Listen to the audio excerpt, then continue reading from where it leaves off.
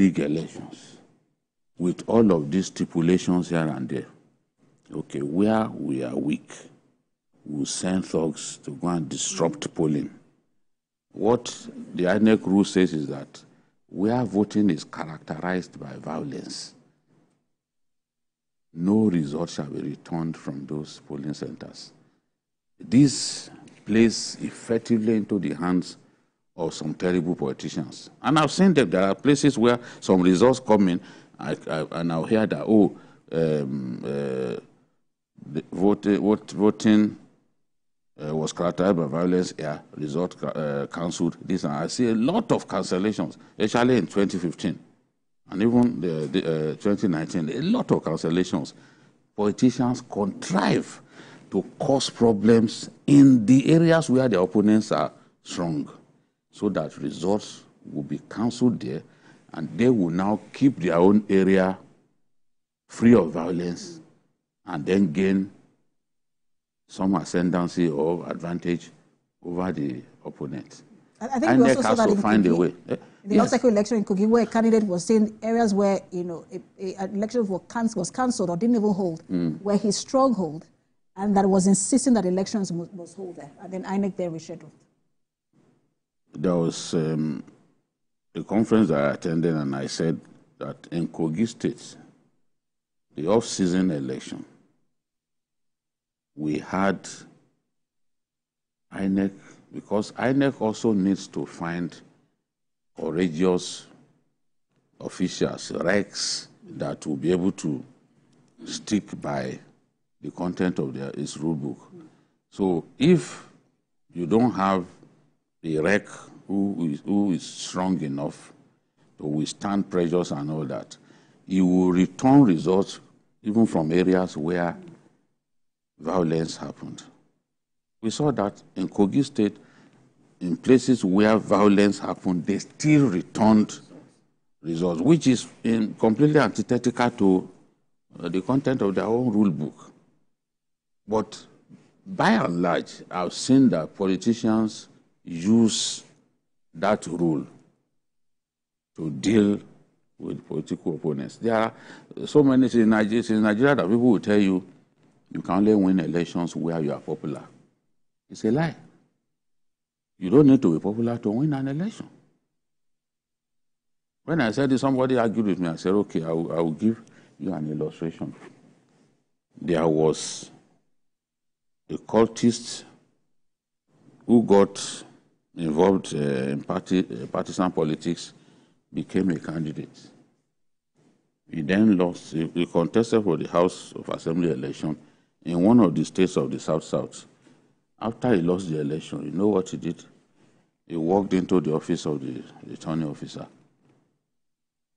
and put a gun to his head. He said, give me a certificate of return. Now. He said, have you heard me? Give me a certificate of return. So the returning officer gave him a certificate of return, and as he was going away, he sneered at him, look at this fool. The real result is in our server. But the guy knew what he was doing. The law says a certificate of return duly given can only be withdrawn by a court of law. That returning officer didn't reckon with that. So when he now released the real result, of course the guy went to court. And with the judge suspected to have been compromised, he ruled without giving a hoot about INEC's explanation that a certificate of return issued can only be withdrawn on the order of the court. That guy became a honorable member of the House of Assembly. So when people tell you that you can only win an election where you are popular, has that guy not won an election without being popular, an election that he earlier lost? Don't also forget that something similar to that happened in Imo State, which now gave INEC the impetus to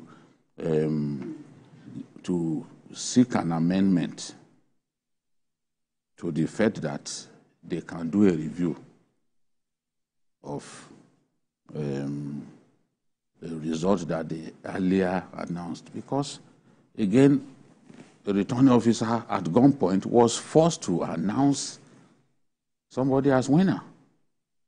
And that person got away with it. But today, the rule has changed. INEC can subject what it has done to a review.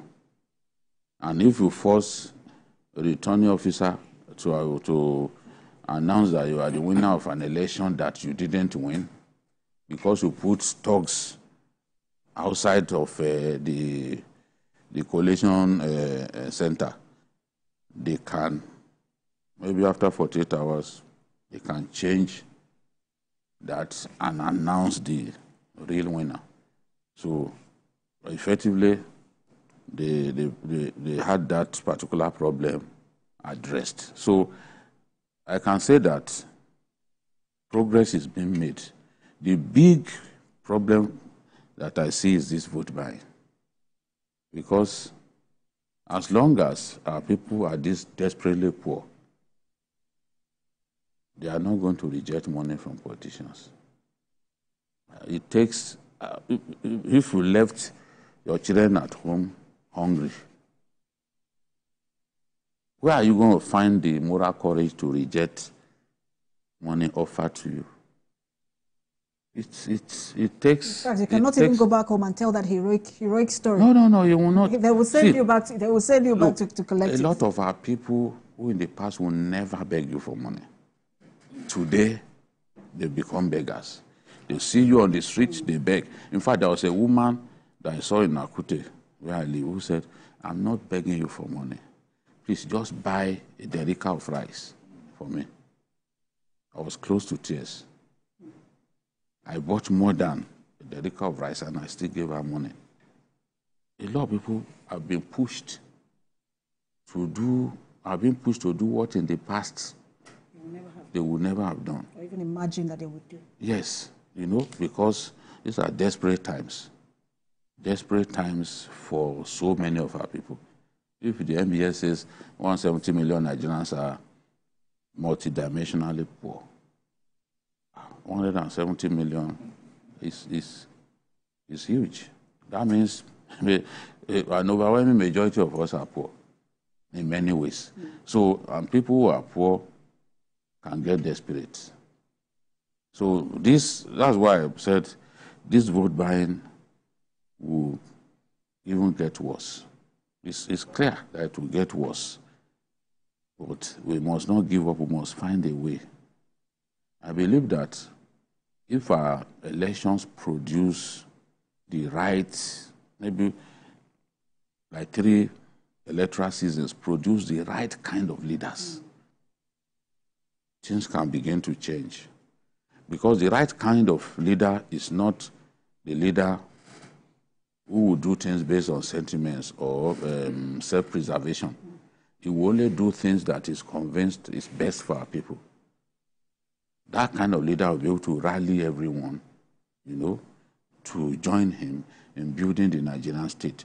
If we have such a leader, and then we have 2 electoral seasons producing good leaders as well, things will change for our country. You look at Botswana. I give the Botswana example all the time in places where I get invited to give speeches. Botswana today, you can't even imagine bad governance because they've had a succession of good leaders. And it keeps happening. I don't know how they do it. It keeps happening. Every leader that steps into the vortex of power knows that he has to work for the people. The standard has been set. And there was a Botswana president that they asked him, how did you manage to do it? He said, some of the people that I used are in the hall here. Nigerian economists, they've helped to build that once upon a time frontline nation. Nigeria used to give tremendous support to them. Some of the leaders of those countries even lived in Nigeria for some time. I remember that the former president of South Africa, Thabo Mbeki, lived in Nigeria for some time. But look at us today. Everyone has left us behind. Wherever you go, you see signs that as a country we've been left behind, and it makes my blood boil. Even in the Gambia, you find a lot of Nigerians who have helped develop, that community. They always produce their chief judge. Exactly, and so one wonders, and I want to speak to the issue, that BK raised about having the right kind of leaders and where that begins, because you look at some of these campaigns, you will hear some people speak, and you imagine that nobody's going to show up for that rally. And then you see a throng of people and then singing their praise, and you're wondering, can't you see what I see? Can't you hear what I hear? And it already sort of gives you the idea of governance in that state or in that country for the next 4 years. Where is it the political parties? Where does the change begin? There is what is called enculturation, which means you grow a culture like you plant yam or plant cassava. And I think that is why we are where we are right now. And in industrial psychology, you talk about reinforcement theory. So this thing started because some politicians needed to manipulate to get to where they were going, and they found those who supported them. And they have realized that for you to sustain this patronage, you must impoverish them. Because the wise say that a hungry man is an angry man, and I add that he is also confused in his mind. Where do we start? True leadership. I like to hear people say that leaders are reflections of their society. I agree. But society also is a reflection of leadership. Singapore left Malaysia in 1965 as a little region with little resources, a coastal region. And that region was blessed with Lee Kuan Yew as a leader who decided that we must move from a third world country to a first world country. And interestingly, he came consulting some other leaders. He was even in Nigeria. But when he saw the governance, encultured governance system, he decided to go and push that agenda. And today, the same Singapore that was afraid and apprehensive of the future is one of the best places to live and to work in the world. And like the beautiful template Mr. Jide put on the table, the case of Botswana.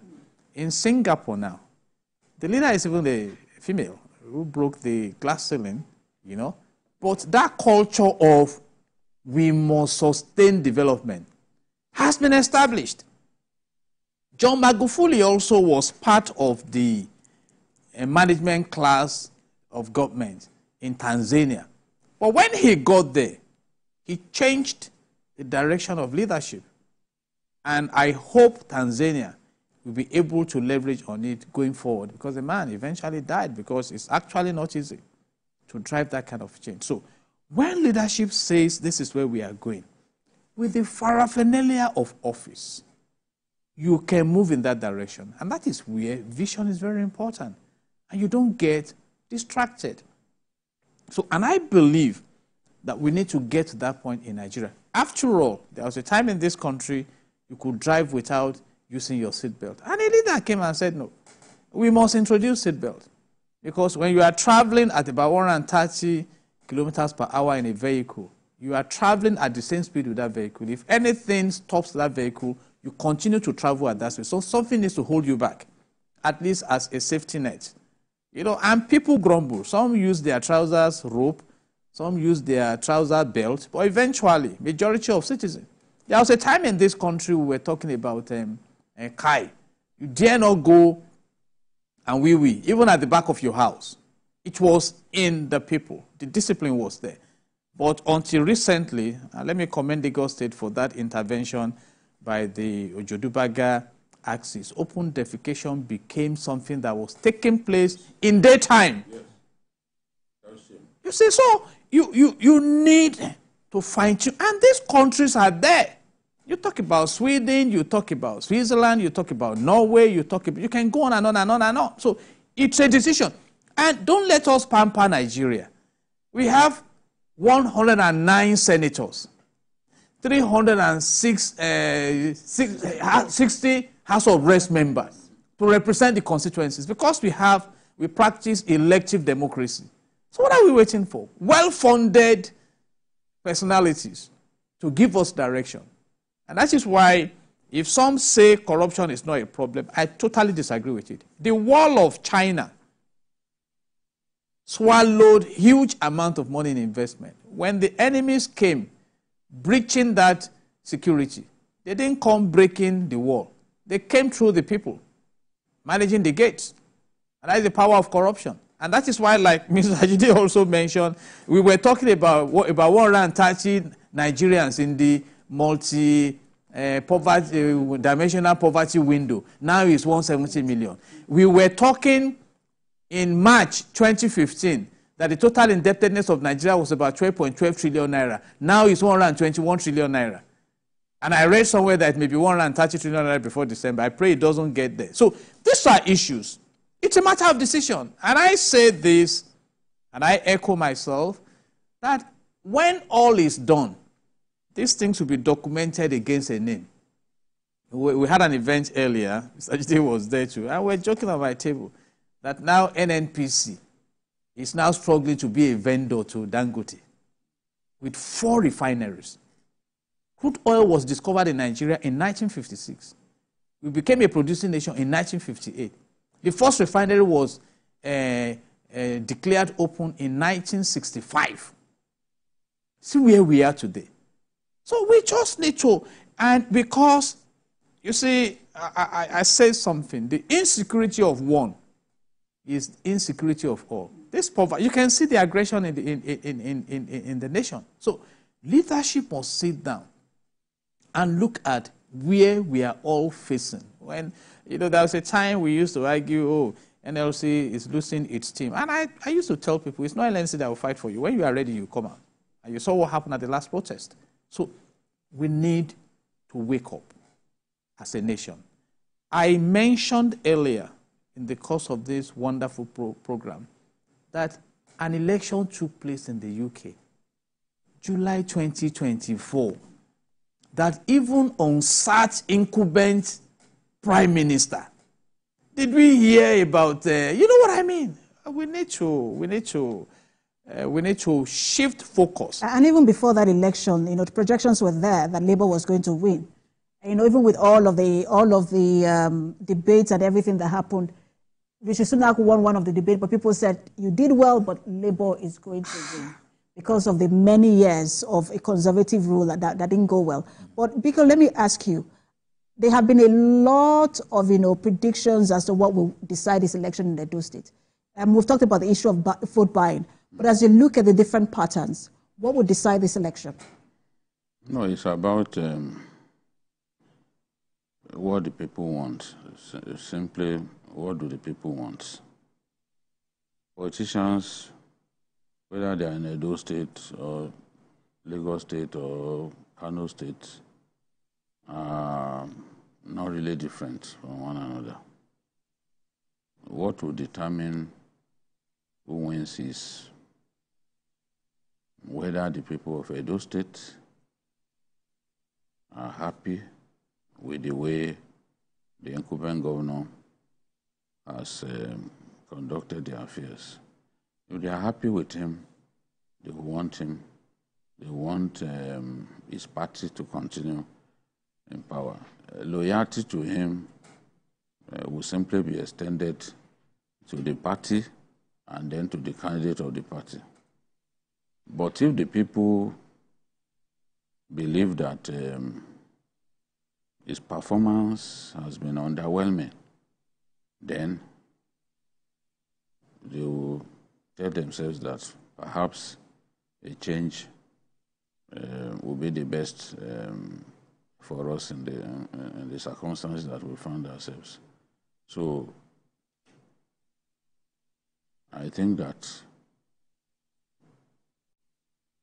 the people will decide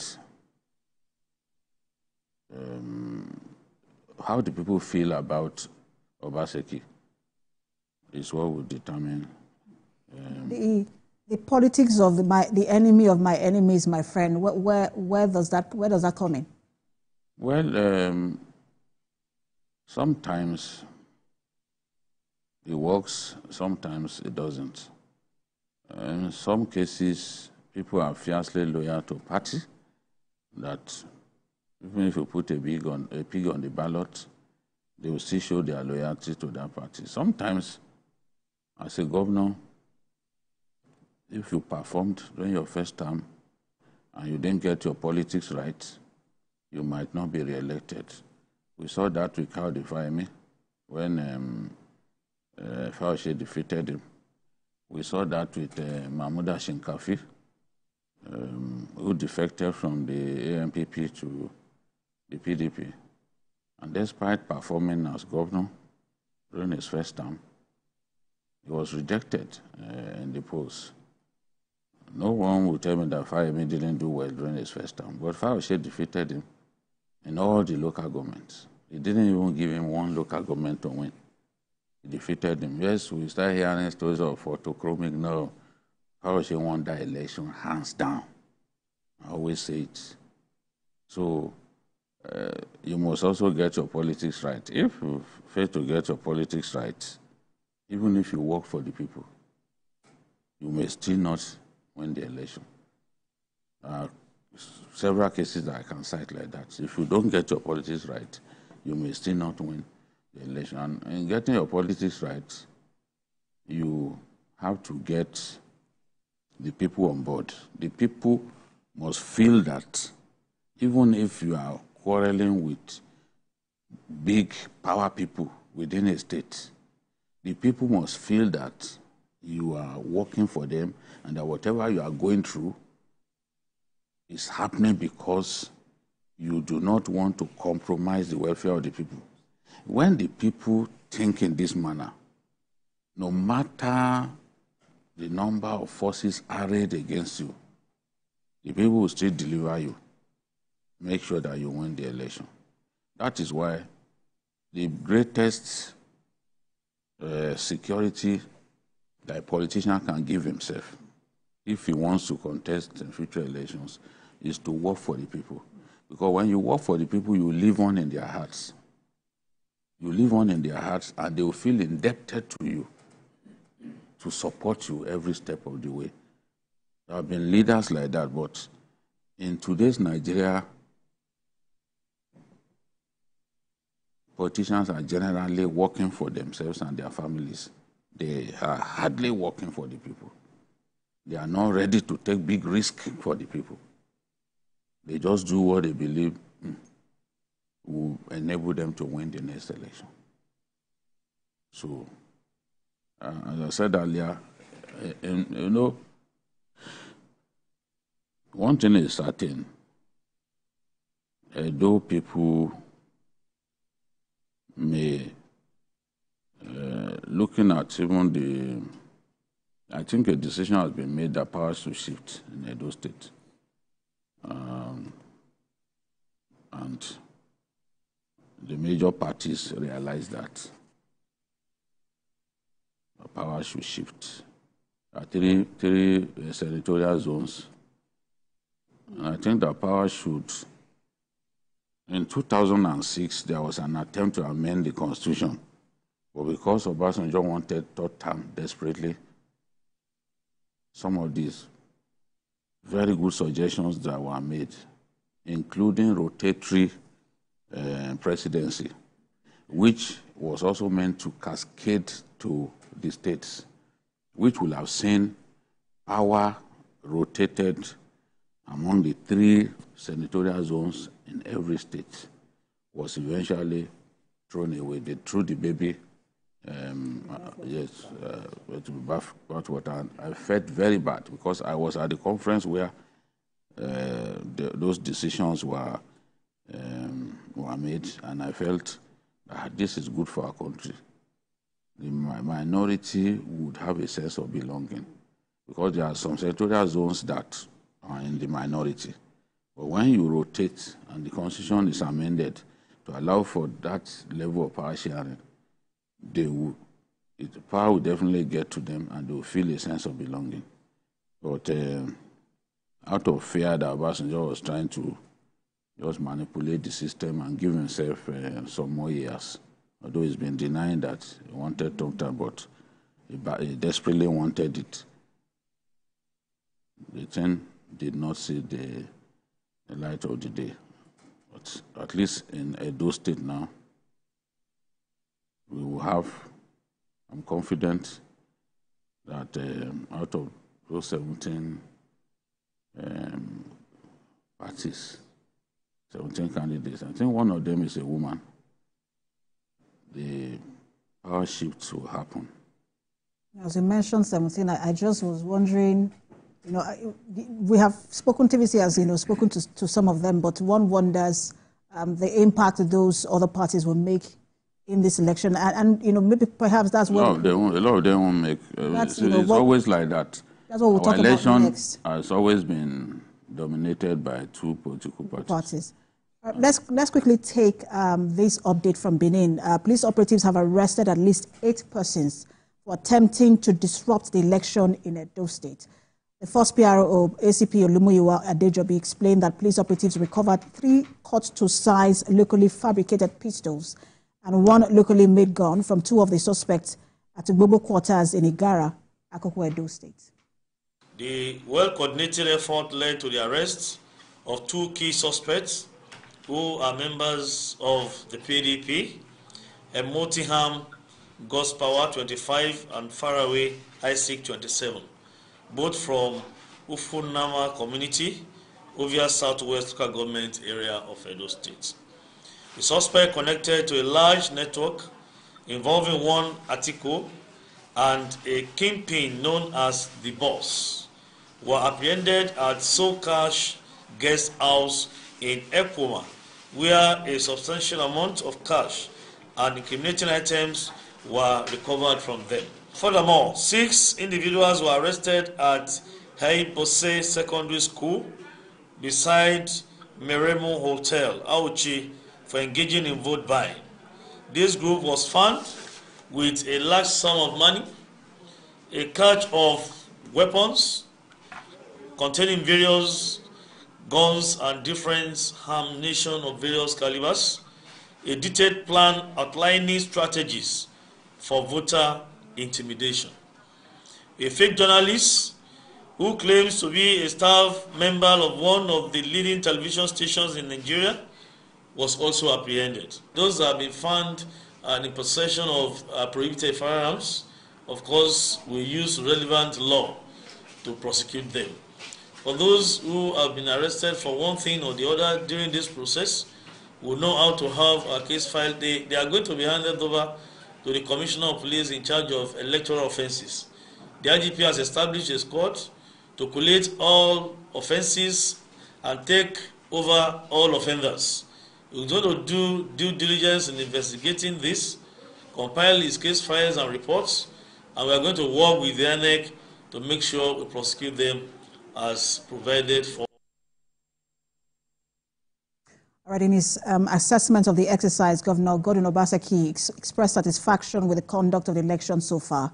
The reinstated Deputy Governor Philip Shaibu also spoke on the conduct of the exercise. For now, I'm glad with what I see. The process in my unit has been quite smooth and efficient. I just hope that the collation process will be the same, that it will be peaceful and that the results will be counted and there will be no disruptions. By the military, yes, I think they've done well. And the Chief of Defense Staff came to see and gave assurances that they will be on ground and they will fully deploy. And you are seeing that deployment. And I'm glad that the military is here as a backstop. But clearly, we're not too sure what the police is doing. Because as I speak, there are some people who claim that they are policemen at the Ugbe polling field today, trying to arrest people on election day in their polling units. You can tell yourself, it will be it will be strange if the people's will is not expressed. And I pray that is not the case. Definitely, whatever the people want, whatever this, however they've expressed themselves, should be the outcome of these elections. I'm happy that our people are actually aware now. Consciousness is high. Since morning, I think only 2 or 3 persons voted before the beavers developed faults. And they took it, they came back, and they left again. They came back, it was not working, they left. And the people were like, what is happening? I spoke to them, I said, calm down. You know, this technology at times can have issues. And we waited. We waited patiently to the extent that I had to get this canopy and chairs for them to sit and wait. And why I was confident is that all other units, there's no problem. So that means it could be technology error, and which is expected.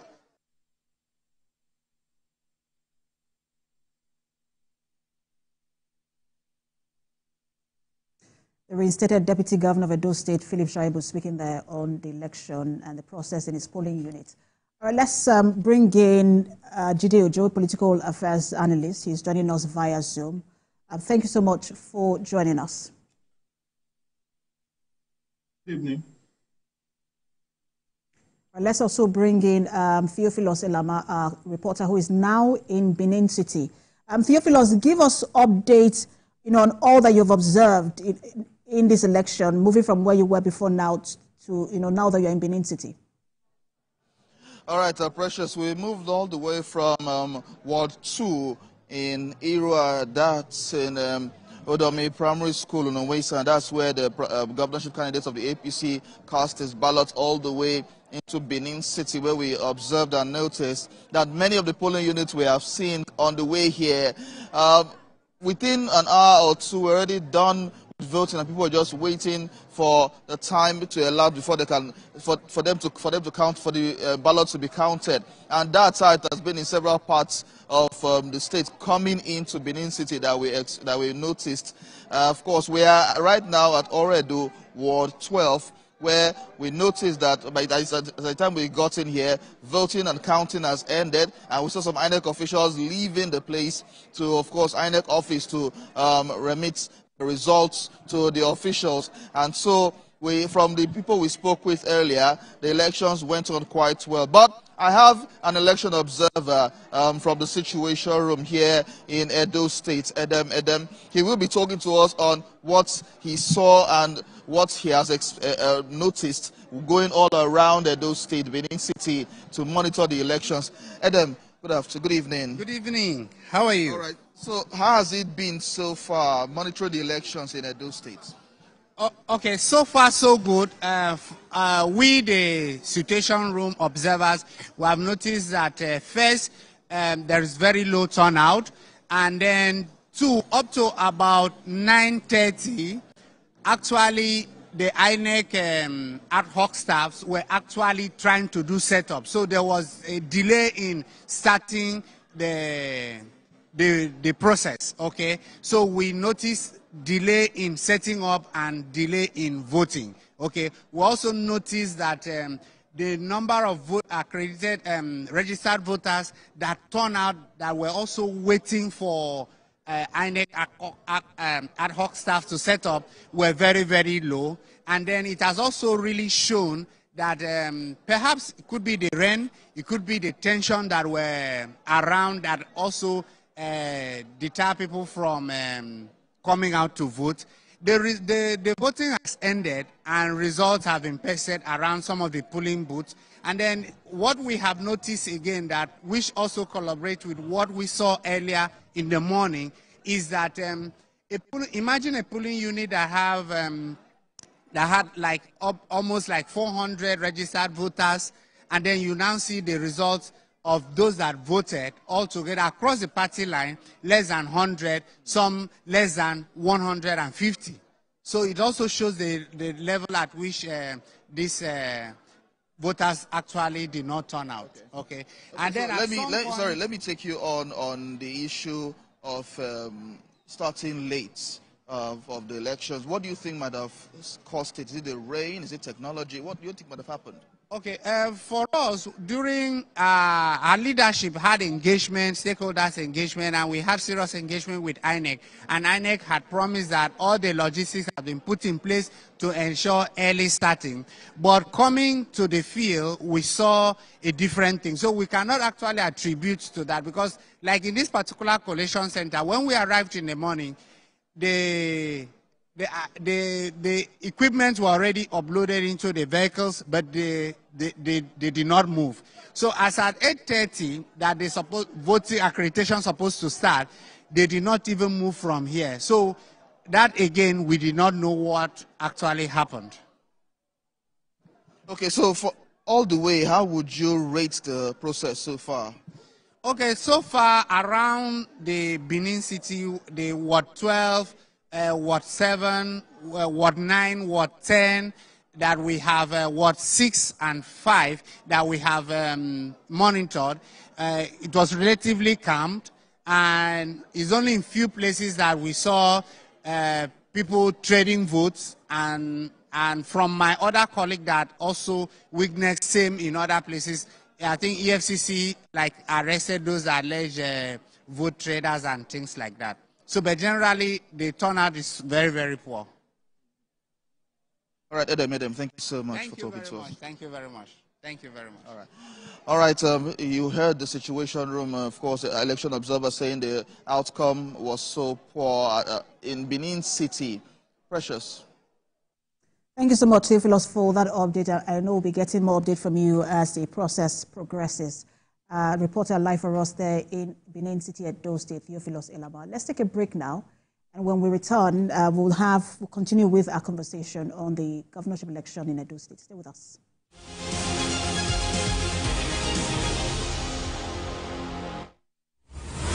Global Entrepreneurship Festival, to be hosted at the Entrepreneurship Village in Nigeria, November 22nd to the 24th. Join world leaders, heads of state, diplomats, ministers, governors, investors, policymakers, tech leaders, organizations, startups, and entrepreneurs from all over the world. To attend, visit www.globalentrepreneurshipfestival.com. For partnerships, call 234-912-165-9914. Over 20 million viewers, 5,000 event participants, 200 exhibitors, 43 global speakers, and 12 events, which includes conferences, trade fairs, innovation and robotics expo, art and creative exhibitions, a dazzling fashion show, and a closing concert. All in one global festival. Don't miss it.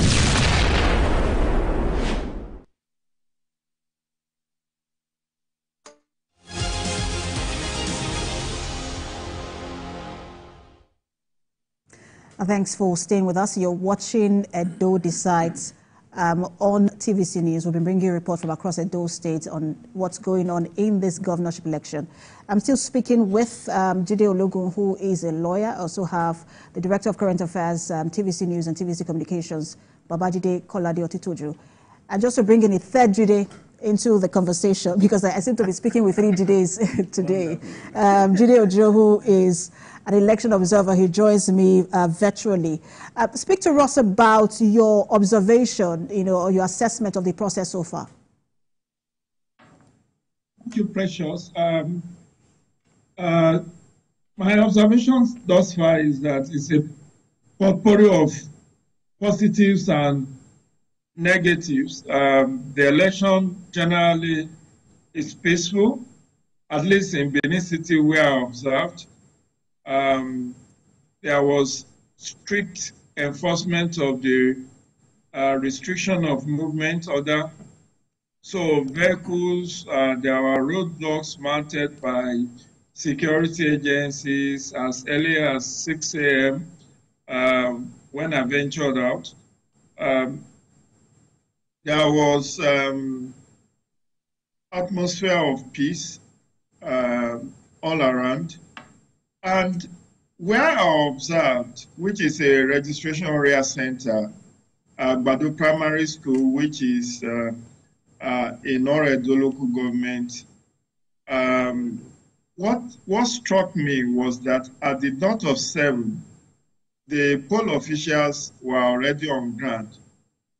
They had arrived at the registration area center. But as you know, the registration area center contains about 12 or more wards, polling units rather. So for those poll officials who asked Agbado Primary School as their place of primary assignments where they were going to attend to voters, they were able to commence the processes of setting up early enough.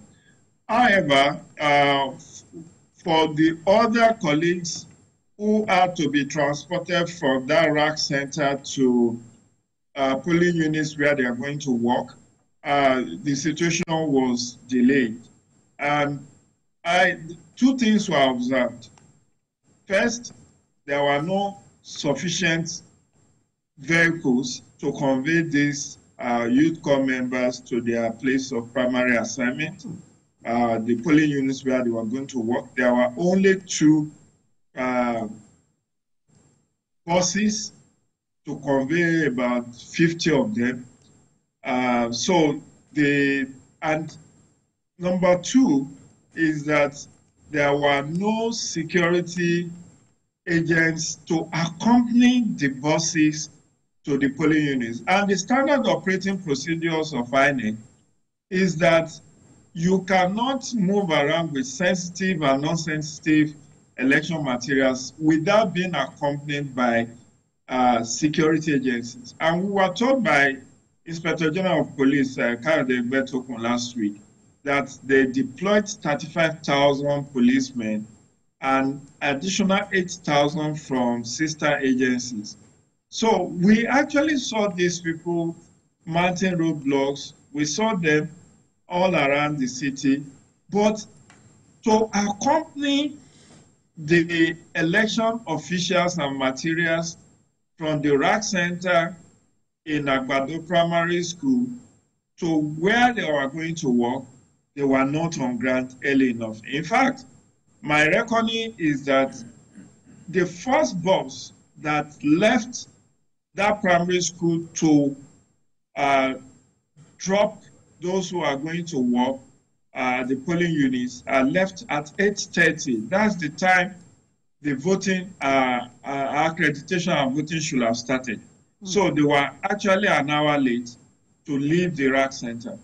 So whether it was the electoral officer that didn't recruit sufficient number of transport union, that didn't get sufficient number of buses to convey the sensitive and non-sensitive materials. We do not have that information as of now.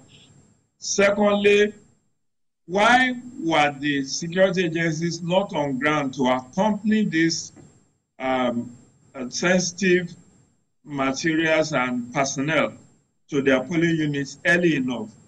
There was no answer because there was no INEC official that was willing to talk to us as at that time. But eventually they did leave, but they left quite like 1 hour, 1.5 hours behind schedule. But the feeders from, I was deployed there by Impact Development Initiative. And our situation room is, the report we released at 1 p.m. From over 400 observers that were deployed across the 192 wards and 18 local governments, shows that a number of factors impacted this election. Some beyond INEC, some were within the control of INEC. I will let you list, Mr. Ojo, I will let you list those factors in just a moment, because you mentioned that you had over 400 observers. We are getting some sort of mixed reports, about the voter turnout. I just wanted to also get your assessment on that, especially because you had 400 observers. What are you hearing from other observers who are on that your impact network as to the turnout of voters? So again, what I'm about to say impacted on the turnout, like the late commencement of polls. At 1:52 p.m., INEC did respond that they also have received information that polls did not commence as scheduled in some polling units, and for that, there was going to be extension of time officially. But the other point I wanted to mention that is worth mentioning is that as at yesterday when we did the press conference, we have actually alerted the INEC to possibility of rain today. We did call the attention of the electoral management body to high possibility of weather forecast that there were going to be between 2 to 4 hours of rain today. And it did come to pass. So for those polling units where they even started early enough, they had to pause at some point when it started to rain. And for the period that it rained, not much could be done. So as I said, at 1:52 p.m., INEC issued a statement to say where there have been delays, there will be an extension of time. However, from our 413 observers that were deployed across the 192 wards and 18 local governments, the general impression we have is that there is low voter turnout.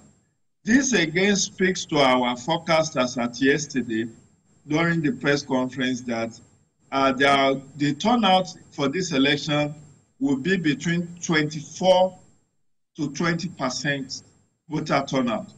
Yes, there were 2.2 million people who collected their PVCs, but historically, when you look at the last off-cycle governorship election in 2020, there was actually 24% voter turnout.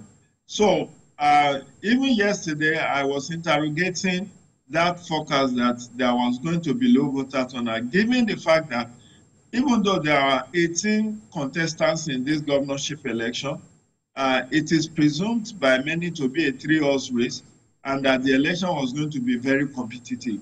And we thought that the competitiveness of this election was going to draw more people to come out and vote. But maybe it's the weather, the rains. It could also be the delay in commencement in some of the polling units. It may also be because of general disenchantment of the electorate about the dividends of democracy. So there are multiple reasons why there are low voter turnout. But suffice to say that the overall prevalence that we have witnessed from the reports we have received from our over 400 observers that were deployed across the 18 local governments is that there are poor turnout, generally poor turnout of voters. But you see, again, we need to put this in context. Before INEC adopted the use of technological device to accredit voters, it used to happen that the voter turnout at that era, which was pre-2015 period, used to be higher than now. So I believe very strongly, Precious, that the game changer for Nigeria and the electoral management body has been the introduction of beavers. These beavers has actually been able to enhance the integrity of the electoral process because now you have to be accredited. If your fingerprints have issues, your face will not have issues. So there are now bimodal voter accreditation system, which is called beavers. Before this, we have I've forgotten the name of the one that was used in 2015, which captures only the fingerprints. But now there have been an announcement of that, where INEC is now using beavers. And this has actually brought to fore the authentic voter turnout. So there is no use, you cannot just use bypass the technological device to vote. And that has now given us a very good sense of the actual turnout of voters. Because in that period between 1999 and 2011, where INEC, people were just bringing PVCs and there was no device to technologically accredit them, you find out that there was a lot of discretionary powers on the part of the presiding officers to just tick and allow multiple voting, underage voting, or impersonation. And that was when we were recording 35, 40, 50% voter turnout. But now with this technology that INEC has introduced, it has been a game changer. Now you see the real voter turnout because you cannot vote by proxy. You have to be physically present. You have to be accredited by beavers, and that has Mr. Ojo, let me quickly come in here. Let me just put you on hold and quickly bring the conversation into the studio. I want BKO and Mr. Logan to respond to what you have said. He mentioned two things which I thought were really very important to speak on. One of them, he said there was no sufficient vehicles to, convey INEC ad hoc staff. That would be the NYC, or the core members. And they also talked about no security agents accompanied the buses which were carrying sensitive materials. I want you to speak to that before I also let BKO respond as well. No, it's part of the project management I mentioned earlier. Those should have been seen as very important by INEC and relevant officers assigned to carry that out with ROI, which we call returns on investment. If they have been given that responsibility, then they are expected to carry it out. So it either underscores my suspicion that maybe the arrangements with the contractors were not firm enough. And talking about the law enforcement agencies, when we talk about 35,000 police officers and about 8,000 other law enforcement agents being on ground, I think that logistics should have been better carried out. We should have gotten some of them to escort those sensitive materials. So it's still about how to organize things. And that is why I also laid it bare that the last election that took place, governorship election in Edo State, was 4 years ago. And it was in Edo State that INEC actually, one of the states that they primarily tested the beavers. So what you do, as we say in public relations, is that the public relations campaign starts with research, evaluation, and ends with evaluation. So after the last election, the hitches they encountered then should have been brought to the table to say, how can we prevent this in the future? You yourself, you critique the result and improve, and that is what is called strategy. Strategy is a long-term plan for success. But if we are here now and nobody is held accountable, we may also expect that the election in the next state, that is off-cycle election, may be like this, talking about Ondo State, and maybe when general elections come, we'll still be talking about inability to move people to get to where they should be early. And I hope INEC is noting this, particularly when INEC has been commended with the engagement of electronic devices to minimize the physical interventions in the voting processes. So we hope it's noted. You can also respond to that, not enough vehicles to convey ad hoc staff, and then not having security agencies also going with these buses. Well, it's unfortunate to hear that was what transpired in this election. By not having those guys accompanied by security operatives, you are endangering their lives, because if the environment was much more heated, I'm sure they would have been attacked, beaten, and the ballot materials ceased.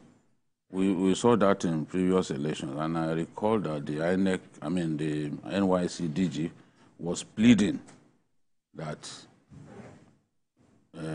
core members participating in this election, being used as ad hoc staff, must be protected, because we've seen situations in the past when these core members lost their lives. This is a service to the nation, but in putting them to use, we are obligated to protect them the best way that we can. So having those guys move around, having the core members move around, the ad hoc staff move around without any form of security is really, really unfortunate. And I think that INEC and the NGOs that are election-related need to sit down and talk about some of these shortcomings that were witnessed during the election in those states, so that in those states we do not see such things happening. I knew that there will be one or two cases of INEC failing to get ballot materials to polling centers in good time. I expected it because somehow they've not perfected the working relationship with the commercial bus drivers, NURTW. Somehow, in any election, these things happen. We must work to perfect the arrangement, the processes, so that we don't hear that materials are not being moved to polling centers in good time, or that where did they deploy the 35,000 policemen, for example? We always hear a huge number of policemen sent to police elections, but ballot box snatching, destruction of beavers still happens. In the Southeast, during the last election, polling centers were attacked and beavers' machines were hijacked and destroyed, set ablaze in the open. So you then ask the question, how come, despite the fact that we send so many security operatives to police our elections, these sort of things still happen? Well, how come we did not get the ad hoc staff, the security operatives that they needed to move around? It's really unfortunate. I know now that petrol is costlier than before. Maybe where they needed to use 3 buses, they'll probably use 1 or 2 so that they can save money, because we have to bear in mind the fact that, okay, these budgets were prepared a long time ago, and we've had an increase in fuel prices that were probably were not factored into the budgeting. So, but at the end of the day, it's still that is not an excuse to not move ballot materials in good time. It's not an excuse to not have security operatives accompany electoral officers to their destinations. Well, let me bring in Jide Ojo back to the conversation, because we've always talked about, there was a conversation about, increasing the number of political parties we have, making it a 2-horse race was problematic for our democracy. But some have also talked about the capacity of some of these political parties that we now have. As you moved around polling units, what did you notice in terms of the representation of, of these parties, by their party agents? How many of them, were mostly represented?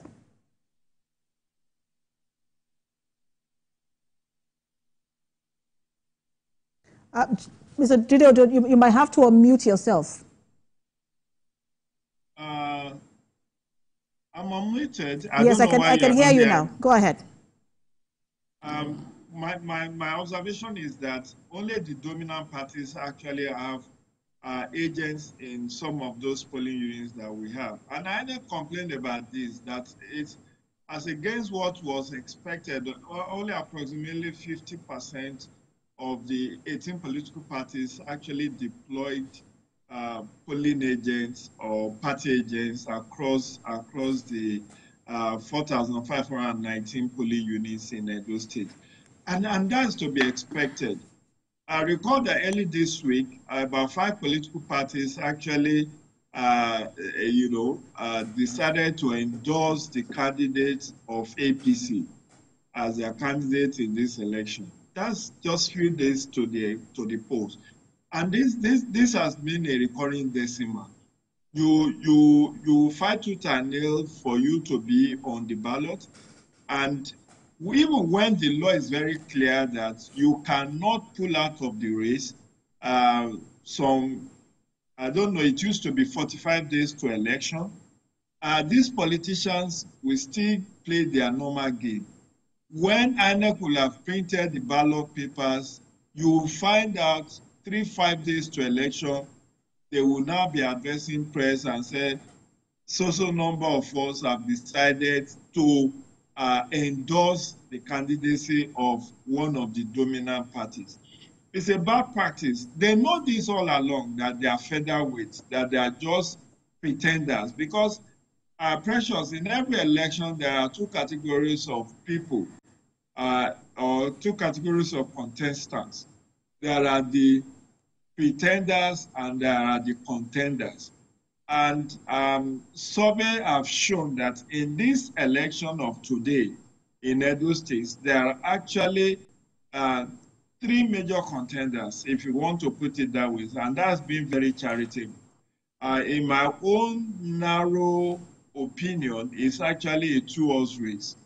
So for those parties who knew that they don't have the wherewithal, the financial war chest to contest this election, they never even bothered to send name of party agents to INEC for accreditation. So they knew all along that they are just making the numbers and they are on the ballot for purposes of trade-off. And that is one of the drawbacks of our electoral process. They know they will never campaign. I mean, I know TVC has been following through the campaign in the last 150 days. How many of these pretenders did you even see organize one word campaign? Word is the smallest political office. Many of them just exist on paper. They know they are not contesting to win. They just want to make the number.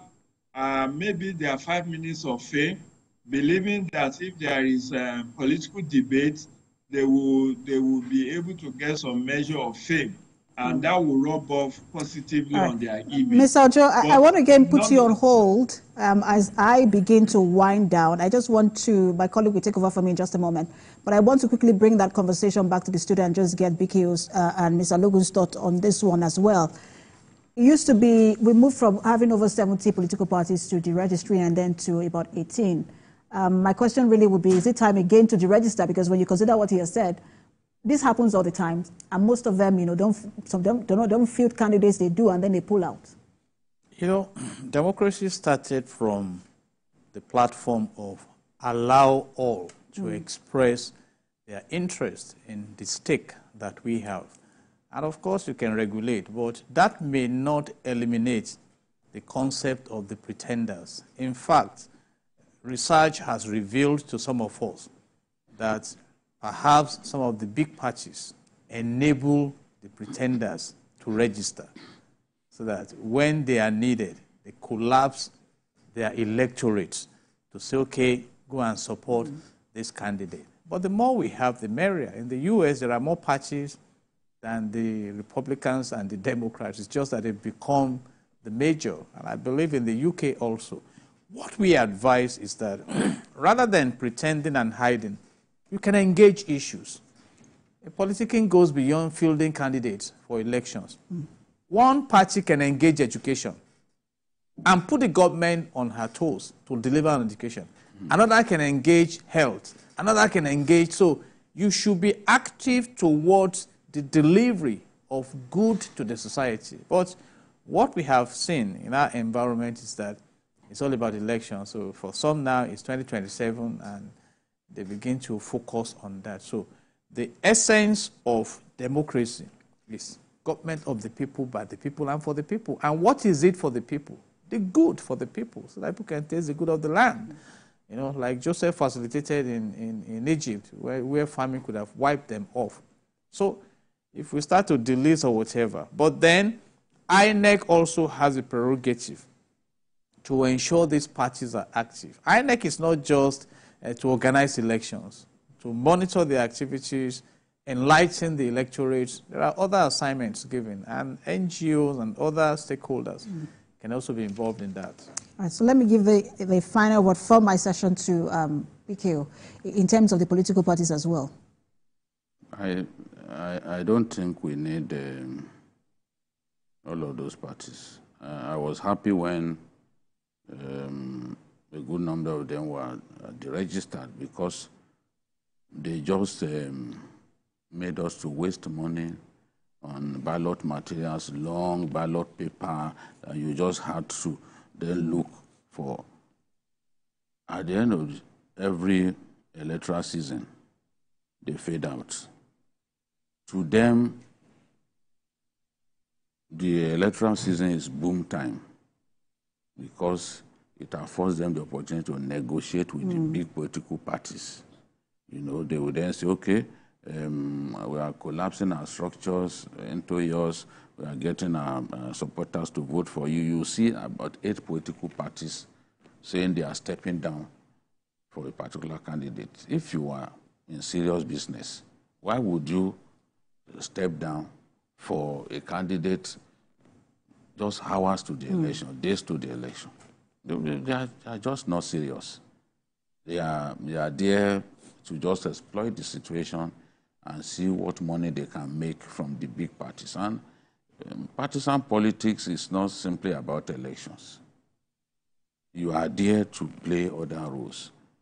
The Nigerian electorate is the most misinformed and uninformed in the world, because the parties are not playing their roles the way they should. There are many things that you can enlighten the voter about that these political parties are not doing. Every year, ballots get wasted. People thumbprints and then fold carelessly. At the end of the day, you see a lot of invalid ballots. So parties are supposed to do much more than going to the people to ask for their votes. They need to also enlighten them, you know, and get them to become good citizens.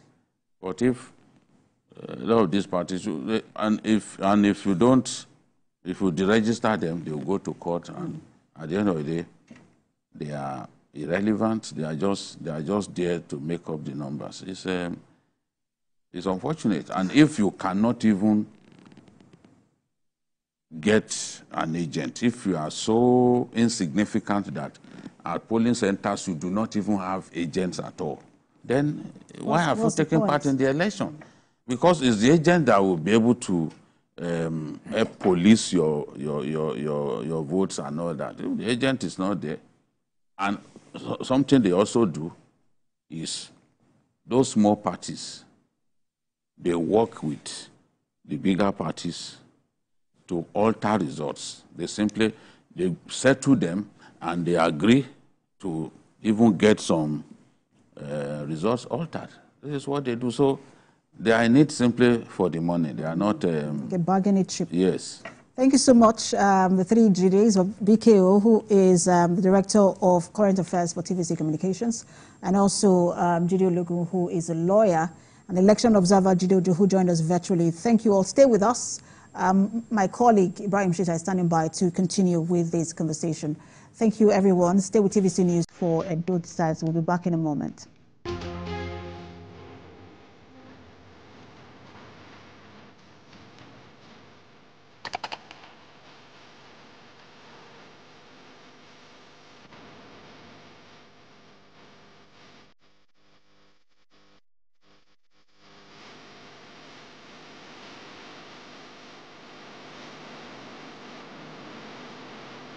I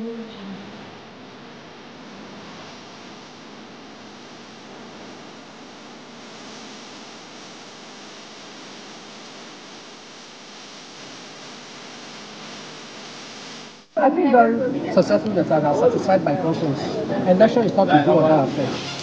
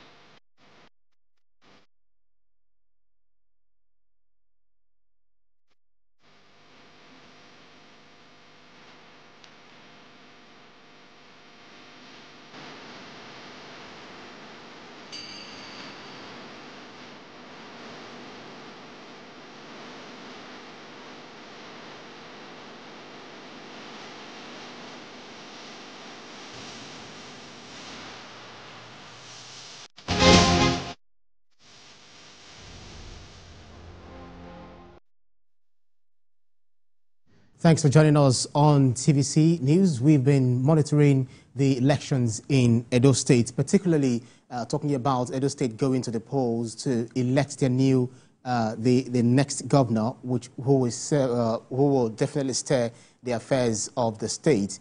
Whether that will be their ultimate choice or not, will definitely stand the test of time, and it remains to be seen what the outcome will definitely be. We've been having discussions, especially on the issues that are emanating from the state, talking about the incidents of vote buying, the security challenges, and the Nigerian police ensuring that the electoral process is conducted smoothly, and the election observers have been giving their own insight and assessment of what has been transpiring so far in today's election in Edo State. All eyes are still on Edo State, and most definitely we've been here to monitor trends and analyze them, and that is what I'll be doing in this on this segment, continuing from where my colleague Precious Amayo left off. So I'll be continuing this conversation with our Director of Current Affairs, TVC Communications, Babajide Otutoju.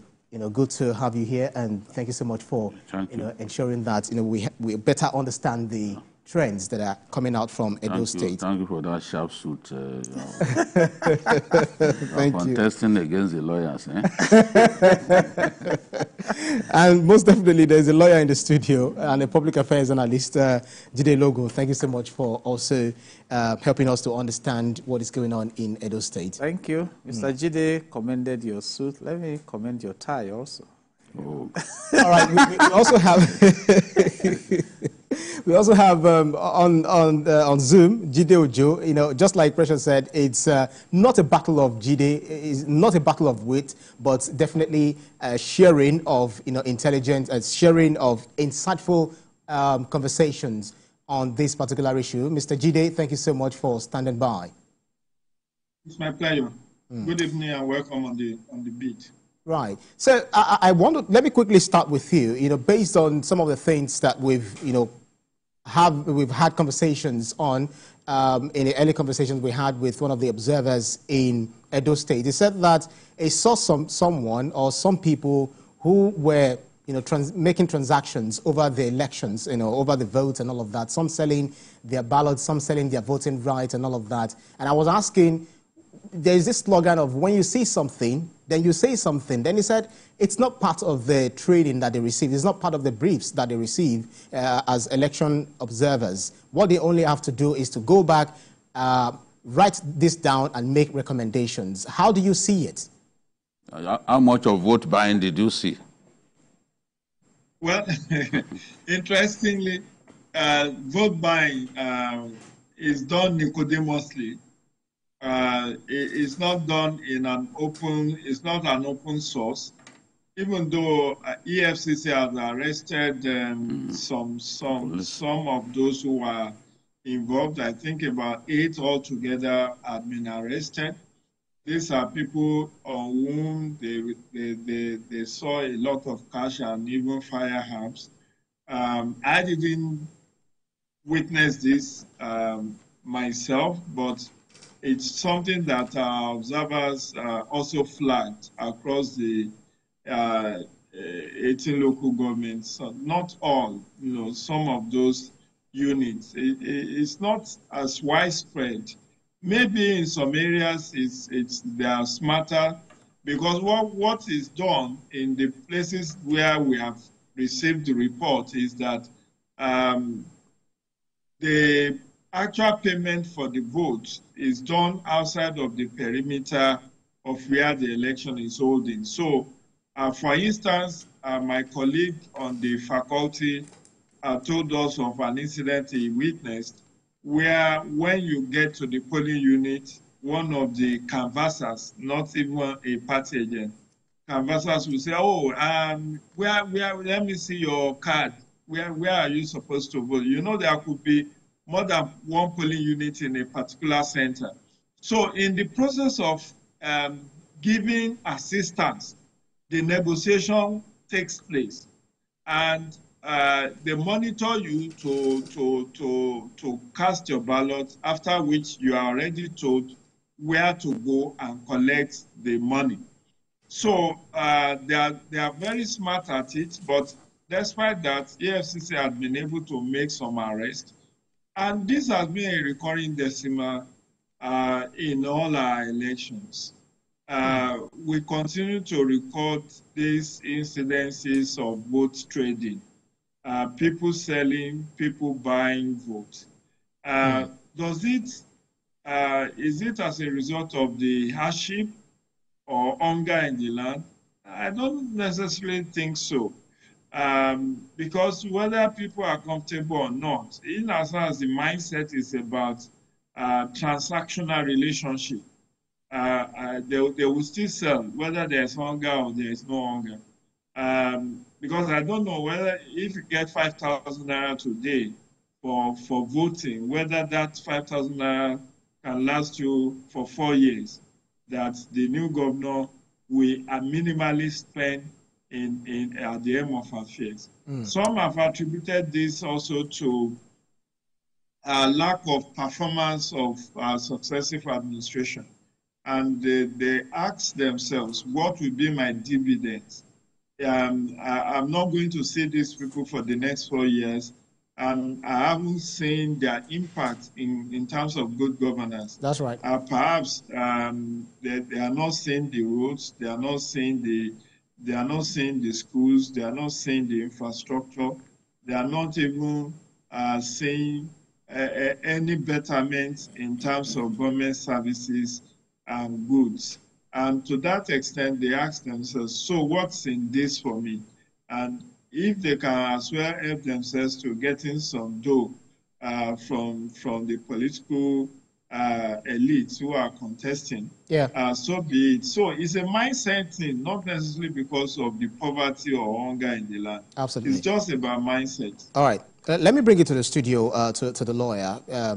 I overheard Biko when in his early analysis when he said that there is almost nothing that we'll be able to do, if I heard him correctly, to stop people from buying votes and selling their votes and all of that.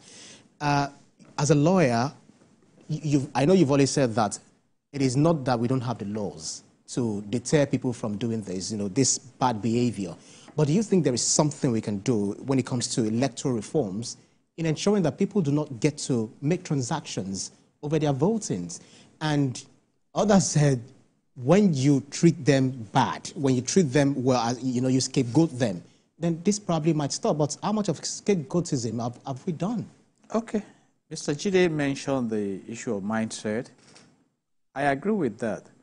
But you see, mindset is defined often by the environment. Mr. Jide in the studio mentioned the case of mobilizing votes in the U.S. They don't go into houses paying for those votes. They go in there persuading them to come because the basic amenities are, on the scale of assumption, available. But in a society where citizens have protested over hardship, over hunger, it becomes a free ride for those who want to take disadvantage. Right? For some of them, that 5,000 naira means a lot to them. We spoke of about 17 patches. Let's even assume, and we have mentioned that here, that 5 patches come with 5,000 naira. What is it to 25,000? And some of them will be jubilating. And that is why, if you are solving a problem, go to the root of that problem, the fundamentals. It's just like also saying that asking the question, why is it that we have 4 national refineries and they are not functioning? There are fundamental issues that have brought us to that point. So it's not, we are discussing the symptoms now. What will make people to throw out their conscience, lose their guard of discipline and say, okay, let me collect the money. Maybe on the scale of decency, you can say that I won't do that. But many, when you talk of 170 million citizens being in the multifaceted poverty window, it goes a long way. So, and that is why I agree with Masjid that if you must deal with this problem, it's not something that we go in 4 years. You must first settle those guys who are ready to sell anything like Esau in the Bible to exchange for their birthright and bring, in fact, when you talk about change management, it's not an easy thing. You learn, you unlearn, you relearn. So some have been conditioned. They've been on it all the seasons of election. I said it's like a carnival. Okay, now they will come to us. I make them come now. Make we save chop from this money. So that is the issue. So we still need leadership to look at the country, look at the citizens, and realize that commonwealth should be generated for common good. Otherwise, we continue in this time. All right, BK, before we change tact, the thing is, they said that those who understand the election process, or those who know that this is the right thing for us to do, we need to vote according to our conscience, regardless of whether we're paid to be swayed or not. They are not actually outside there to exercise their franchise. Most of them are even in diaspora, and they will always tell you, this is the person you need to vote for and all of that. Why is it that people do not really necessarily come out? Those who would always wait, 4 years, even during in the course of the governance, they do not. They tend to also receive money. Those who are the market, those who are in the market, the politicians, and all of that, and those who support them. Is there something that we need to, institutionalize to ensure that this is actually put to a halt? You see, many Nigerians are simply disillusioned with leadership, and they have also given up that nothing good can come out of the present crop of politicians and leaders that we have. But they're a representation of who we really are as a people. They're not from Mars, are they? You are right, but the truth is, I don't see the attitude of our people changing until they can feel the impact and the full range of good leadership. I don't see it changing. Good leaders rally the people around a course of action. When people can feel that, yes, we have good leaders in place. These leaders are working for us. They are toiling day and night. They are not selfish. They are all about giving us the best that their efforts can deliver. Honestly, the impact will be across the board. You start seeing Nigerians who feel proud about their country and are strongly committed to its success. Why do people always think that, look, when they have good leaders, it changes everything? Even the way your country is perceived will change. The way your country gets talked about will change.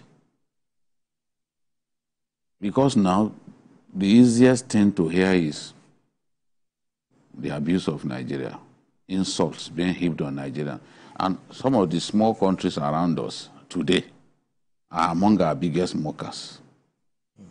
You can imagine Ghana, that is just a little bigger than Lagos.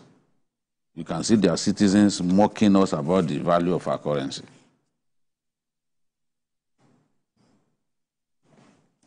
There's a lot that good governance, rather than misgovernance, can bring. There's a lot that it can make to happen. All of these things we are talking about, honestly, if Nigerians are happy about the way they are being led, if Nigerians are happy with our leaders at all levels, it's not because when we talk about leaders, people think it's Tinubu alone that is the leader. It's absolute rubbish to imagine that, oh, when we are talking about it, it starts and ends with the president. No. We have leaders at all levels. Right. What are they doing? That's right. To make people believe in the system, to make people believe in democracy itself. We reached a point that people were even calling for the military to take over. Were you not in Nigeria at that time?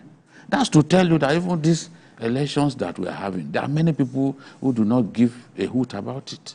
Okay, hold your thought. We have Solomon Ajuzogu, who is standing by. He was at one of the polling units where the candidates actually voted and sorting and counting had been concluded. Solomon, thanks so much for joining us. Bring up to the minute information what the situation is where you are. First and foremost, where are you currently and what's the situation there?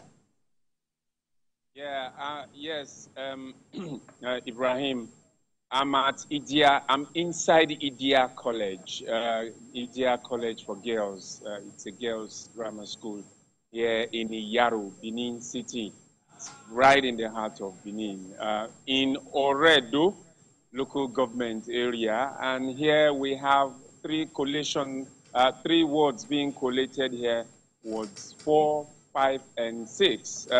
This is the collation center for these three wards. Sorting and counting has ended at the polling unit levels and at the ward levels, and so we are moving on to gradually to the local government levels. From here, once the results from here are collated, then they move on to the local government, where another round of collation and sorting and reconciliations will take place. So it's a full house here from wards 4, 5, and 6 in Oredo local government area of Edo State. So the sorting and counting there, how did the people react to the declaration of that polling unit results? Did they take it well? Was there any protest, any form of protest? No. In Ikpoba-Awka, some of the places we went in Ikpoba-Awka local government and Oredo, you know, significantly, these are the two biggest voting local governments in the whole of Edo State. Ikpoba-Awka has 400,000 plus, while Oredo has 370-something thousand voters. So, but the turnout wasn't what they expected, because some of the polling units didn't even have up to 100 people voting there. But there was no violence. One interesting thing was that it was peaceful. There was no trouble at all. The only place where it seemed that something was about to happen was at Itohan school for girls in Ikpoba-Awka, where we had some 9 polling units, and in one of the polling units, unit 38, I don't know if that fellow was a party agent. An individual just walked up when it was time to sort and count the ballot and wanted to snatch the ballot papers, but then the polling officer there resisted him until then the security officers came around and took him up and, apprehended him and took him away. Apart from that, there's been no incident. The winners are celebrating those who got the highest votes in their polling unit are celebrating and singing, and the others aren't reacting. Everybody is eating the losers are probably eating the humble pie, while the winners are celebrating, at least in this area. When results begin to come from the other polling units in the other wards, then we can begin to get a clearer picture of things. But this is the way it is in just a big part of Edo South. Don't forget, we have other places in Edo South like Ego, like Ovia, North and South, and the rest of them. We still have in Orion one still coming in later on, and when those results begin to trickle in, then we'll know the outline of what the results are. Will tell us. Right, but Solomon, so before I let you go, the next line of action is for them to move the ballot box to the next place, the next location. Do you see substantial guarding of this ballot box to, as they take it to the next place? Now, the security layers getting into this place, getting into Idia College is something else. Vehicles are not even allowed to drive past the entrance of Idia College because you have soldiers manning the place. Even with INEC duty stickers, you still not be allowed until you have to step out of your car. You have to do proper identification. We were almost turned back until I had to step out of the car to explain, and they were like, okay, it's media. So in fact, it took the intervention of a higher officer to let me pass through, and a few other persons. If you have nothing to do here, you won't be able to gain entry because the security layer is very high. So, and what is going to happen is, by the time they finish the coalition here and they are moving to the local government level or to whatever the layer will be from here, it will then, this security agents will then have to go with them. The soldiers, the police guys, the secret service guys who are with them, the civil defense guys, the police, are all going to go in that convoy with these ballot material, with these voting materials to safeguard them to the location where they will be, and they will also be there with them to ensure that there is fidelity with the materials and they are not tampered with. All right, TVC News senior correspondent Solomon Ajuziogo live for us at Oredo in Edo State. Thank you so much for that. Keep close tabs for us on developments there in Edo State. Thank you. Let me quickly bring it to the studio. Biko, I want you to tie what Solomon, the feed we got from Solomon with to what you're saying before we change tack to talking about other issues concerning Edo State's election. Looks like the people were happy with the process, and they also guarding their votes to ensure the integrity of the elections. Vis-a-vis saying, vote buying and all of that, and people not being willing to ensure good governance or probably waiting for better leadership. Do you not see some sort of, somewhat leadership playing out there among the people? The issue is, what is the percentage of people exercising their franchise in this election? You look at the number of registered voters. INEC expected a little more than 2 million people to take part in this election. That's, I think, 2,203,000 or so. 2.2 million votes are at stake. But you and I know that the turnout has been very poor, and we are not going to see anything close to 2 million votes in terms of the total votes cast. It's not going to even come close to that. That is concerning, and it's something that I believe that over time we must find a way to change. Why do people take the pain to register and be part of an election only to refuse to show up on the day? Why put yourself through all that pain, queuing up, going to registration points very early, sometimes as early as 4 a.m. People had lined up to register for the election, but election day, you don't see them. And that's why I'm saying that a lot of things are tied to this. People do not think that it's worth all that trouble. Right. There is a connection between how the people feel and how they show up on election day. I think there's a connection there. If a leader is popular, you sense that more people will come out to make sure that they support him with their votes.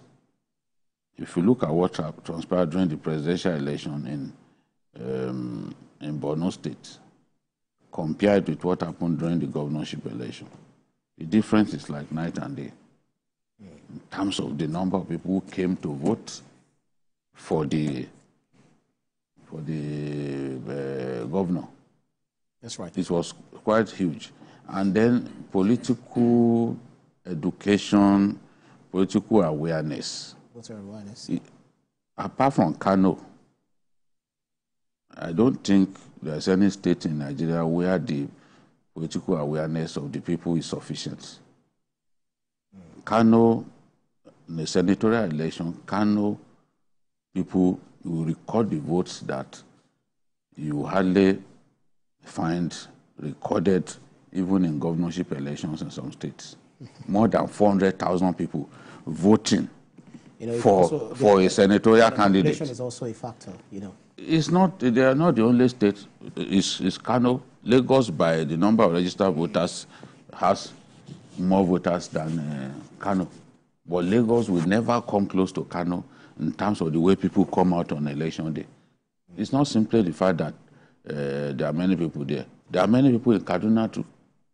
The population of Kaduna is huge. The number of registered voters in Kaduna is huge. The number of registered voters in Katsina is huge.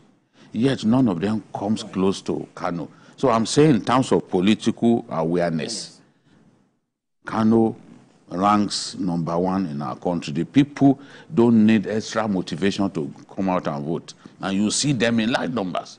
Any election at all. Even the underage, they also try to come out. Not now. Not now. See, in spite of, people can talk about underage. I know that these days, because you can't vote by proxy, those underage guys no longer really show up. But it still won't stop them from recording the kind of votes that only Kano can record. So this is the point. Political awareness is one, and then the quality of governance has to improve. A lot of things revolve around it. Absolutely. Biko, let me take it to Jide. Let me first confirm whether you're still on Zoom. Jide Ojo. Yeah. Oh, fantastic. So you on the ground. I'm not sure whether you took some time out to speak with some of the voters, because our correspondent, for instance, Sarah Yoko, fed us with an information about, certain voters who are registered voters, but they are lethargic about coming out because they felt prices of things are actually high and they're not excited about the current situation in the country. How would you, connect that to the record of, low voter turnout that we're having today? Is it based on the fact that people are not politically aware, or we don't have enough voter education as to the reason why people need to come out to vote so that they will decide what happens to them in the future? Okay, Ibrahim, let me run you through why we have low voter turnout. And there are multiple reasons for this. Some we have talked about earlier, and this is when people don't see impact of governance on their lives, or when the impact of governance on their lives is negative, as in hunger, bad governance, lack of infrastructure. But that's just one one side of the story. The other disincentive to people to vote is when there is late commencement of polling. And we have talked earlier when Precious was anchoring this about my own experience earlier in the day at Agbado Primary School in Akpakpava area of Oredo local government, where at 7 a.m., poll officials were on ground. Unfortunately, there were no sufficient operational vehicle to convey them from the rack center to the polling units, which is their place of primary assignment. So there were over 1 hour delay before they left the rack to their polling units. So by the time they will get to their polling units, definitely voters will be very agitated, they will become restive, and they might start insinuating that maybe the poll materials and the personnel have been hijacked or compromised. So that also contributes in no small measure to the low voter turnout that we see when the exercise does not commence as early as is advertised by the electoral management body. But there is also the angle of restriction of movement. Here we are. The police authority came out yesterday through DIG Frank Ngba to say there will be lockdown from 6 a.m. to 6 p.m. We do know that quite a number of people may have registered in places that are far from their residences. And because there is a shutdown of the economy today, some of them may not be able to trek or drive the distance to where they should have voted. I listened to your correspondents who said even at the collation center, despite having the tag of an election accredited journalist and election duty, they were not still allowed access. So situations like that, where there is restriction of movement, will also contribute to low voter turnout. When people look at how inconvenient they will be given the distance from their residence to the possible place where they are supposed to cast their ballot. Again, there is also the angle of people coming to polling units and not finding their names on the voters' register. This may not be widespread, but there are also incidences like that in time past where people will come to their PVC, their permanent voters card, shows that this is where they are supposed to cast their ballot. They have endeavored, they have endured to come, but they can't find their name. Because my experience this morning when I went out is that in many of the places, polling units, the poll officials pasted the list of registered voters that are meant to vote in that particular unit. They pasted it on the wall. So what a voter first does is not just to go and queue, is to first go and check their names on the register that have been pasted on the wall, find out which number it is, and then they come to queue and tell the presiding officer, this is my number on the register. Then the presiding officer will now trace that number and check your card to be sure that it was the one issued by INEC, and then that's when the accreditation with beavers will take place. Right. We also have incidences where beavers purportedly malfunctioned, and that could also lead to some significant disenfranchisement. So there are multiple reasons why there is low voter turnout. Absolutely. Or why the turnout may not be obviously very impressive. there are potpourri of issues. Some of them you've just highlighted, and some BK will also referenced and also gave us. Of course, there is also the rain. The rain factor. Yes, that's the weather condition. So the weather also played a key role. Right. Because of our time, let me bring it to the studio to Mr. Ologun. let me just mention Jide Olokun because, because of the 3 Jides, it's good to play on the names and it sounds so good to the ear. So the thing is, if you look at the power dynamics, or let's say the election dynamics of, what is going on in Edo State, this election definitely will test the power of incumbency. There are 2 incumbencies here. I felt the first incumbency, which is the federal government, the president actually sued for peace, saying that he's even happy with the way people, the politicians have conducted themselves and all of that. So one way or the other, ruling out federal might. But the second incumbency, said, made a statement like a do or die kind of a thing, that if they do, then people would, don't let me use the word. But he was supported by Oshiomhole in his first term and a lot of others. Some of them he had fallen out of, favor and all of that. So he's not looking to having a successor. Do you feel that he had also gone to Nyesom Wike, who said, no, listen, this time around, I'm not going to be in the movie, so to speak. So something like a battle of ego of some sort. How do you think this will influence the outcome of this election?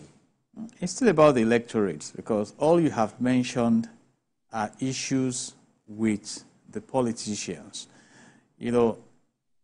Obaseki was in APC, and he fell out with the one he succeeded, talking about Oshiomhole. And I read a report where he was addressing the people, I think in Uromi, that he fell out because he granted a state burial to Aneni, who lived as a prominent politician in Edo State, even though Aneni was in PDP. He was in APC then.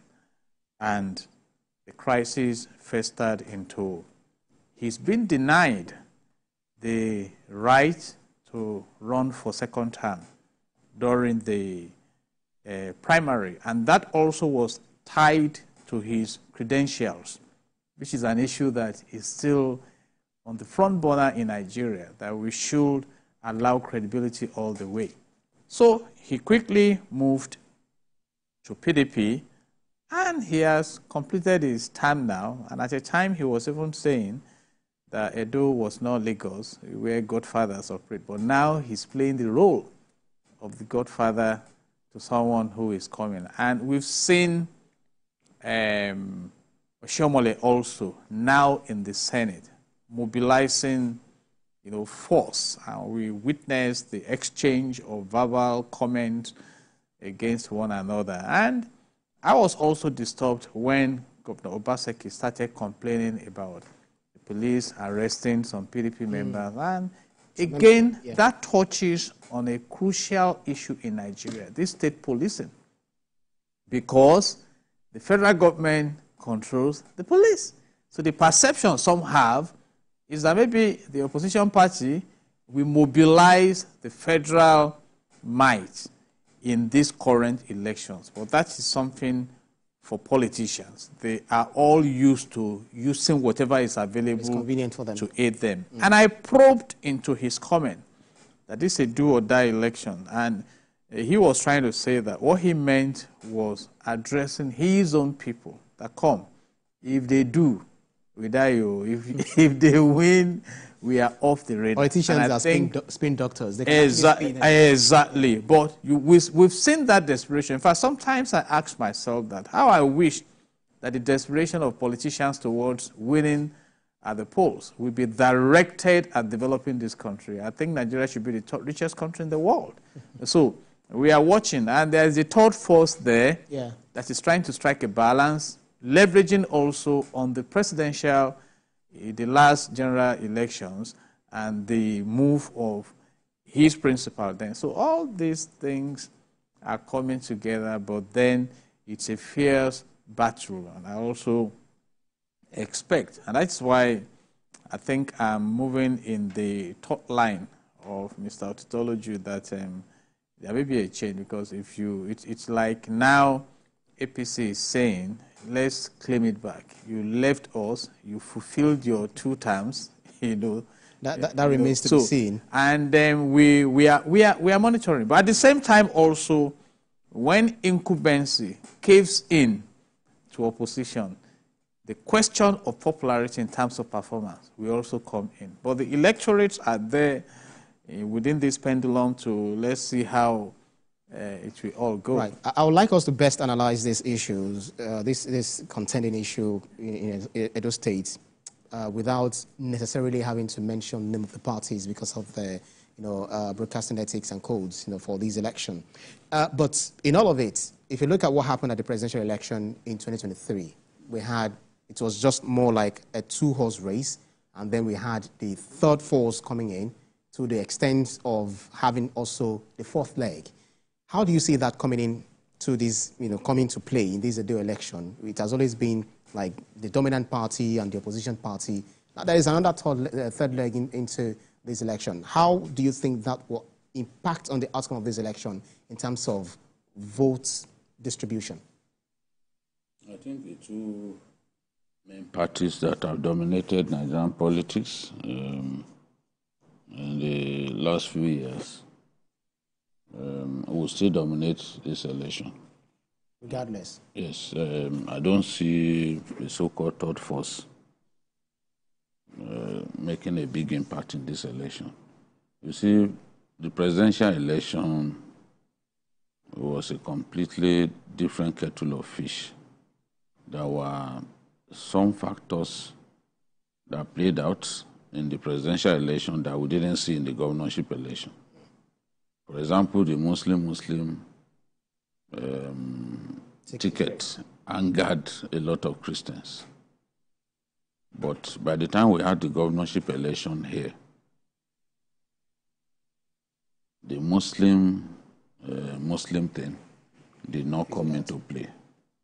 And Sanwo-Olu thoroughly defeated the field.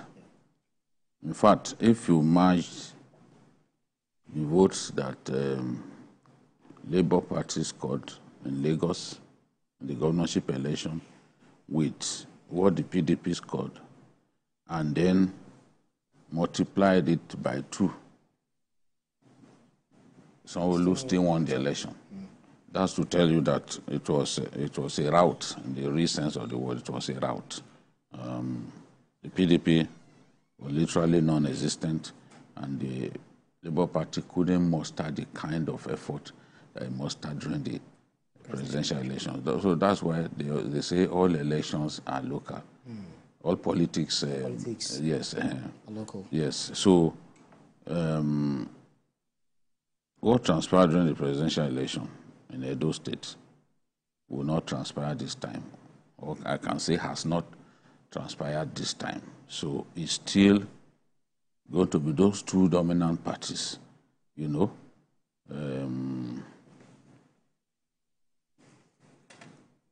I don't know how close it will be, but those two dominant parties will occupy the first and second position.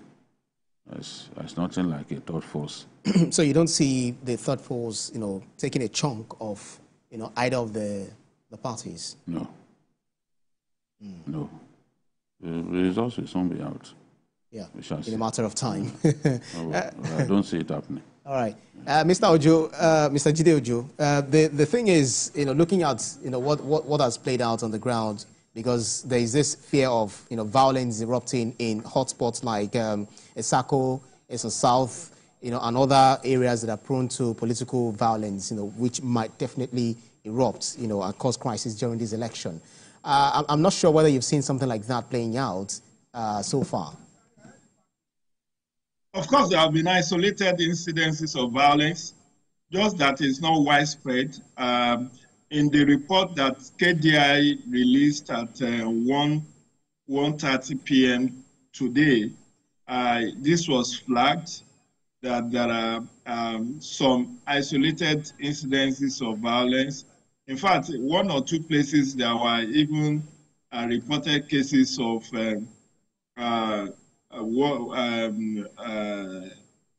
attack on polling units and cutting away of polling materials in 1 or 2 units. But these are not something that is widespread. However, sometimes the dawn early part of the day is usually very peaceful. As you move to collation, ward collation to local government collation before the final leg of collation at the state INEC office, anything can happen. And that's where vigilance, eternal vigilance is the price of liberty. That's where we always urge vigilance by the security agents, because in another 10, 15 minutes, the lockdown will be lifted officially. Like I told you earlier on, it was announced that there will be lockdown from 6 a.m. to 6 p.m. So it's just like less than about 13, 14 minutes to 6 p.m. So after that, you are going to have everybody on the road, those who have places to go, things to do. And in such a situation, some people may want to use the cover of darkness to attack collation centers. More so if there are not proper illumination at the ward or local government collation centers. Because we are now at very critical juncture of integrity of this electoral process. We are done with polling units. Ward collation in many places may have even been concluded by now. But by the time that transition from ward to local government and from local government to the state INEC office could also embroil in controversy and even in violence. Because if there are issues about wrong collation or, uploading of fake results, as was witnessed in some in the last off-cycle general elections, people may not take that very lightly. And you need to, Ibrahim, you need to understand that INEC already has told us that this polling unit result will be uploaded real-time on the INEC result viewing portal. I already have that link. And if people start to see that what their situation room has tallied is not in sync with what INEC official result is coming up with at the ward and local government collation center, you may start to see some level of restiveness and potential violence in all of this. And more so now that there is no more restriction of movement, when everybody is free to go about their normal business, some evil-minded people, some political talks, some miscreants may use the cover of darkness to attack ward or local government collation centers just to frustrate the exercise and make sure that some results don't get to be announced. And you know what the standard operating procedure is. It is said that where there is violence, there will be cancellation of results. Where there is violence, there will be cancellation. So this may also be a gimmick by the different dominant political parties to orchestrate violence in the stronghold of their opponent, so that they will get the result of those units or those wards to be cancelled, and that could be to their own advantage. All right, Jide Ojo, we need to thank you so much. That's a very, very valid point you made, especially with the fact that people might want to explore the cover of the darkness to attack or to foment trouble or to cause any problem. So, are you looking forward to seeing this election being litigated by the courts? The courts in the final analysis deciding on who the winner will be at the end of the day, because that's usually what we see at the end of every election cycle. That is left to the politicians, but primarily INEC is the umpire. So let's see what the results will be from INEC, and the gate has been kept open for any party or candidate that is not satisfied with the verdict of INEC to proceed to the tribunals. And that is why I say the judiciary does not decide victory at the polls. It's when, after all, in 2015, the former president, Goodluck Ebele Jonathan, was voted out of office. He didn't go to any tribunal. He surrendered and proceeded on leave, from the office. So that I leave to